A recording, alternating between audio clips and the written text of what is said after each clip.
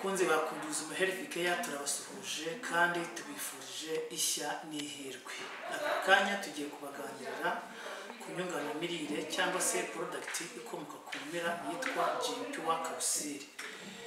JINPURE CAPSULES rero tugiye kubaganirira ni nziza kuko ibungabunga ubuzima bwa muntu, ni nziza irihagije kandi musanzwe muzi ko ubuzima yari buzima umuntu agenda bikemera, yareba bikemera, yavuga bikemera, yatambuka bikemera, ndetse agakora na business ari free ameze neza nta kibazo afite kuko amagara ari mazima, ubwonko ari buzima, ibihaha ari bizima, impyiko ari nzima, umwijima ari muzima, umugongo ari muzima, umutima ari muzima, imitsi iri gukora neza, umwuka w'oxygen utembera neza, n'amaso akora neza, muri rusange ibice by'umubiri byose iyo bikora neza, icyo gihe nawe uba uri muzima, ukora business bikemera, ibyo upanga byose ubigeraho. Ariko ubuzima iyo bufite ibibazo, burwaye, umutima urwaye, ibihaha birwaye, icyo gihe na business iracumbagira ndetse imigambi n'ibyo watekerezaga byose bigahinduka bitewe kuko amagara ari kugana ahabi. Rero amagara nk'uko dusanzwe tubizi bavuga ko aruta amagana, kuko amagara mazima ni igisobanuro cy'ubuzima buzima, ni igisobanuro cy'imibereho myiza. Muri Kundubuzima Health Care rero tubagezaho inama nziza ku mirire, twirinda, twivura, ndetse tunatanga na regime, tugira n'inama abantu uburyo bagomba kurya indyo nziza yuzuye, kuko kurya neza ni ukurya umuti, kurya nabi ni ukurya uburozi. Aka kanya muri Kundubuzima Health Care, ivuriro Kundubuzima Health Care, tugiye kubaganirira kuri product cyangwa se umuti mwimerere uzwiho kuvura indwara z'ibihaha ndetse no kubirinda.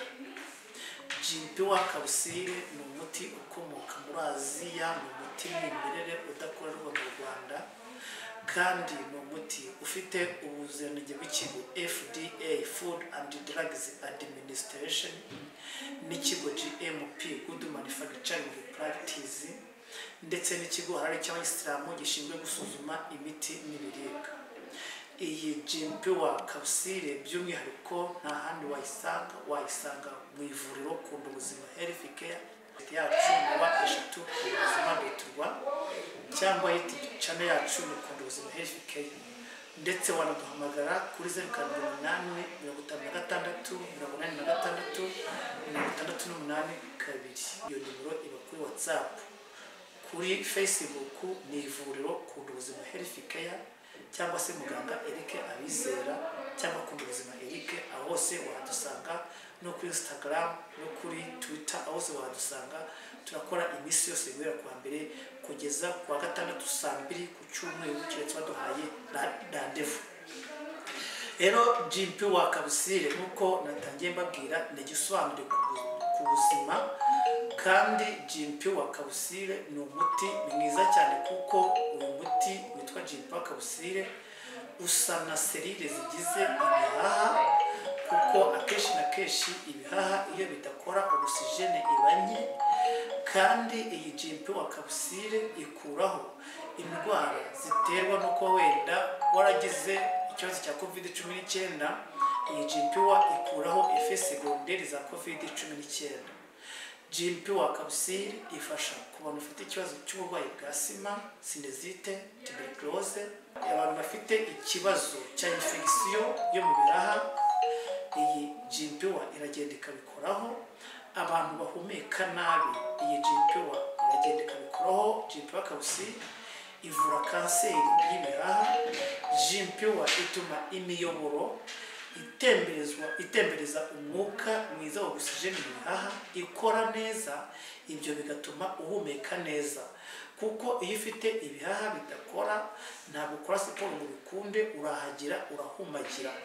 Kandi nko ku bantu b'abagabo imbaraga zacu ziva ku bihaha. Ufite igituza kizima bivuze ngo ufite ubuzima buzima, kuko iyi ngiyi ivura infection thoracique, infection yo mu bihaha, amazi yaraje mu bihaha cyangwa se ibihaha byarabyimbye.